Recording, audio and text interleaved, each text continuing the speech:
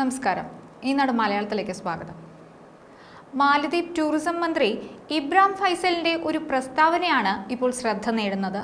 അതിങ്ങനെയാണ്: പുതിയതായി തിരഞ്ഞെടുക്കപ്പെട്ട ഞങ്ങളുടെ സർക്കാരും ഇന്ത്യയുമായി ഒരുമിച്ച് പ്രവർത്തിക്കാൻ ആഗ്രഹിക്കുന്നു. ഞങ്ങൾ എപ്പോഴും സമാധാനവും സൗഹൃദവുമായ ഒരു അന്തരീക്ഷം പ്രോത്സാഹിപ്പിക്കുന്നു. ഞങ്ങളുടെ ജനങ്ങളും സർക്കാരും ഇന്ത്യൻ വരവിന് ഊഷ്മളമായ സ്വീകരണം നൽകും. ടൂറിസം മന്ത്രി എന്ന നിലയിൽ ഇന്ത്യക്കാരോട് മാലദ്വീപിലെ ടൂറിസത്തിൻ്റെ ഭാഗമാകാൻ താൻ ആഗ്രഹിക്കുന്നു. ഞങ്ങളുടെ സമ്പദ് വ്യവസ്ഥ ടൂറിസത്തെ ആശ്രയിച്ചിരിക്കുന്നു. ഈ പ്രസ്താവന പരിശോധിക്കുകയാണെങ്കിൽ ഇന്ത്യയില്ലാതെ മാലദ്വീപിൽ ടൂറിസം പദ്ധതികൾക്ക് അടിത്തറയില്ല എന്ന് മനസ്സിലാക്കാൻ സാധിക്കും. അതായത് ഇന്ത്യയുടെ സഹായമില്ലാതെ മാലദ്വീപിൽ ടൂറിസം പദ്ധതികളൊന്നും നിലനിൽക്കില്ല എന്നുള്ളത് ഒരു വസ്തുതയാണ്. അത് ദ്വീപ് മനസ്സിലാക്കി കഴിഞ്ഞു. മാലദ്വീപിലെ മന്ത്രിമാർ പ്രധാനമന്ത്രി നരേന്ദ്രമോദിക്കെതിരെ അപകീർത്തിപരമായ പരാമർശം സോഷ്യൽ മീഡിയയിൽ പങ്കുവച്ചതിന് ശേഷമാണ് ഇന്ത്യ മാലദ്വീപ് ബന്ധം മോശമായത്. കണക്കുകൾ പരിശോധിക്കുകയാണെങ്കിൽ ഇന്ത്യയിൽ നിന്നുള്ള വിനോദസഞ്ചാരികളുടെ എണ്ണത്തിൽ കഴിഞ്ഞ വർഷം ഇതേ കാലയളവിനെ അപേക്ഷിച്ച് ഈ വർഷത്തെ ആദ്യത്തെ 4 മാസങ്ങളിൽ 42% കുറവുണ്ടായി. ഈ വർഷത്തിന്റെ തുടക്കത്തിൽ മാലദ്വീപിലെ വിനോദസഞ്ചാര വിപണിയിൽ ഇന്ത്യ 1-ാം സ്ഥാനത്തായിരുന്നു. ബന്ധം വഷളായതിനെ തുടർന്ന് ഇന്ത്യ 6-ാം സ്ഥാനത്തായി. മെയ് 4 വരെ ഇന്ത്യയിൽ നിന്ന് മൊത്തം 43,991 വിനോദസഞ്ചാരികൾ ദ്വീപിലെത്തിയിട്ടുണ്ട്. കഴിഞ്ഞ വർഷം ജനുവരി മുതൽ ഏപ്രിൽ വരെയുള്ള കാലയളവ് പരിശോധിക്കുകയാണെങ്കിൽ 73,785 വിനോദസഞ്ചാരികൾ എത്തിയതായി മനസ്സിലാക്കാൻ സാധിക്കും. ഇന്ത്യയുമായുള്ള നയതന്ത്ര ബന്ധം വഷളായതിനെ തുടർന്ന് മാലദ്വീപ് ടൂറിസം കടുത്ത പ്രതിസന്ധിയിലൂടെയാണ് കടന്നു പോകുന്നത്. കാരണം മാലദ്വീപ് സമ്പദ് വ്യവസ്ഥയുടെ നട്ടെല്ല് വിനോദസഞ്ചാര മേഖലയാണ്.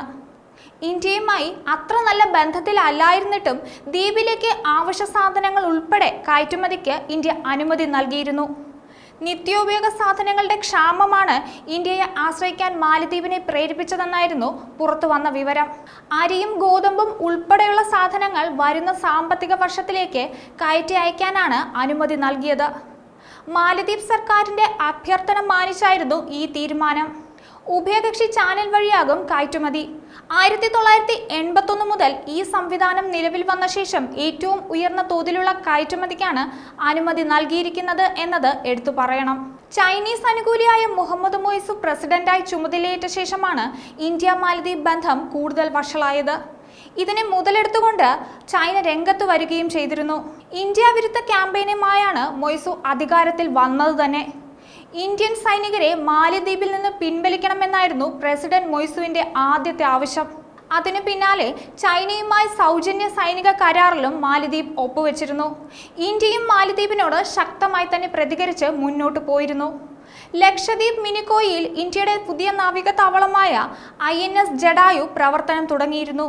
ഇതിലൂടെ ലക്ഷ്യം വെക്കുന്നത് ഇന്ത്യൻ മഹാസമുദ്രത്തിൽ നിരീക്ഷണം ശക്തമാക്കുക എന്നതാണ്.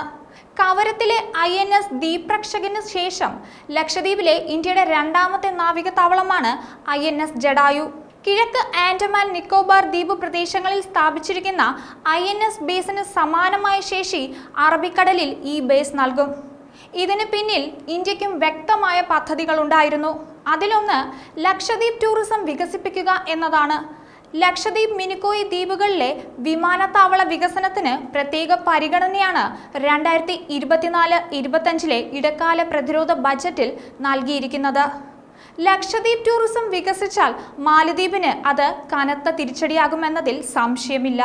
ഇന്ത്യയുമായി മാലദ്വീപ് അടുക്കുന്നതിൽ ചൈനയ്ക്ക് നീരസമുണ്ട്. ഇന്ത്യയുമായി എന്നും അകൽച്ചയിൽ കഴിയാൻ വേണ്ടിയാണ് മാലദ്വീപിനെ ചൈന ചേർത്ത് നിർത്തുന്നത്.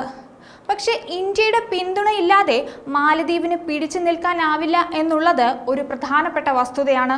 ദ്വീപിന്റെ ഇന്നത്തെ അവസ്ഥയ്ക്ക് കാരണം മൊയ്സുവിന്റെ ചൈനീസ് നിലപാടുകളാണ്. ഇന്ത്യയോട് അകലുന്നതുകൊണ്ട് മാലദ്വീപിന് മാത്രമേ നഷ്ടമുള്ളൂ. ന്യൂസ് ഡെസ്ക് ഈനാട് മലയാളം.